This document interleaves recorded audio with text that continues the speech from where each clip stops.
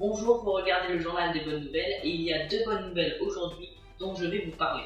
Tout d'abord, un paquebot nommé Meraviglia, merveille en italien, a été baptisé au Havre le 3 juin lors d'une grande cérémonie. Il y a quelques semaines, Emmanuel Macron et le ministre de l'économie Bruno Le Maire se sont rendus au Havre pour voir cet immense paquebot. Ce fut la première visite officielle du président de la République sur le territoire français. Ce navire de croisière de 315 mètres de long et de 65 mètres de haut, fabriqué par le chantier naval de Saint-Nazaire, a été livré le mercredi 31 mai à MSC Croisières, qui est une entreprise italo-suisse. C'est d'ailleurs le plus gros paquebot construit par un armateur européen.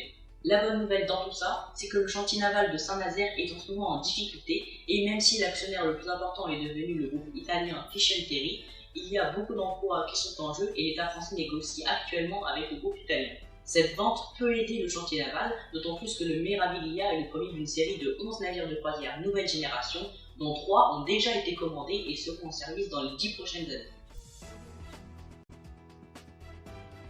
Ensuite, la deuxième bonne nouvelle de ce journal concerne les prévisions de l'INSEE, l'Institut national de la statistique et des études économiques, sur la croissance et le chômage en France. D'après eux, la croissance va accélérer en 2017 en France et pourra atteindre 1,6%. Cette progression s'expliquerait par l'augmentation du PIB tout au long de l'année, le produit intérieur brut. Et cette croissance économique plus forte commence à montrer des signes positifs, notamment en matière de chômage. Depuis fin 2015, le chômage baisse, et fin 2017, le taux de chômage devrait s'élever à 9,4%, avec la création de 250 000 emplois en 2016 et à prévoir 220 000 cette année. L'emploi repart notamment dans le secteur des services, mais l'industrie continue à perdre des emplois. L'INSEE est optimiste par rapport à la Banque de France, au FMI ou à la Commission européenne qui prévoit environ 1,4% de croissance. La question maintenant est de savoir si l'INSEE a ses raisons d'être optimiste, mais dans tous les cas, cela reste une bonne nouvelle. Voilà, c'est fini pour le journal des bonnes nouvelles d'aujourd'hui. On se retrouve très bientôt pour d'autres bonnes nouvelles dans notre journal.